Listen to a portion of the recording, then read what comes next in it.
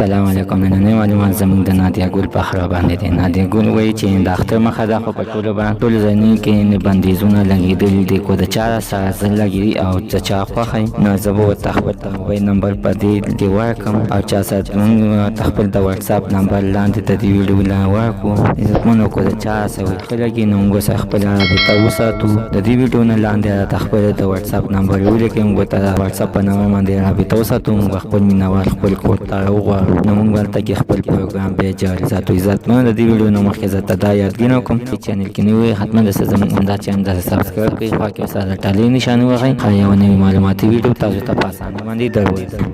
عزتمنو، نادیه ګل خپله داسې خپلې ویډیو کې داسې خبرې کړي دي چې وایي چې که زه موږ خو نن سبا په هر ځای باندې وي، نه قطر تللی شو، نه دوبۍ ته تللی شو، نه په پاکستان کې نه شوګانو کولی شو. که د چا سره ډېره مینه وي، نو دلته کې د هغې په خاص د پاکستانیانو دپاره چې کوم کسان په پاکستان کې دي، که د چا سره ډېره مینه وي او د چا ډېره خوښ یم او زه ډېره نه صبرېږي، نو د دې ویډیو نه لاندې راته د خپل د واتساپ نمبر ولیکئ، نو موږ به د سره خپله د واتساپ په نمبر باندې رابطه وساتو. موږ تاسو به خپل کور ته وغواړو او د نادیه ګل ډانسونه به تاسو به ګورئ. او نادیه ګل دا خبره هم کړې ده چې زموږ کورونو ته چې راشئ، نو باید تاسو موږ سره شپې هم کولی شئ او چې څه زه غواړئ کولی شئ. دا د نادیه ګل د زړه خبره وه، دا تاسو سره موږ نن شیر کړله. نننۍ معلومات زموږ د دودیزې پورې و. عزتمنو، حتما د نادیه ګل سره میناور غواړئ، میناویدل غواړئ، نو حتما د سره زموږ د ویډیو مخکې خپلو ملګرو سره شریکه کړئ چې ټولو ته پته ولګي چې نادیه ګل دغه شانتې خپل کور کې پټې شوګانې هم کوي. حتما زموږ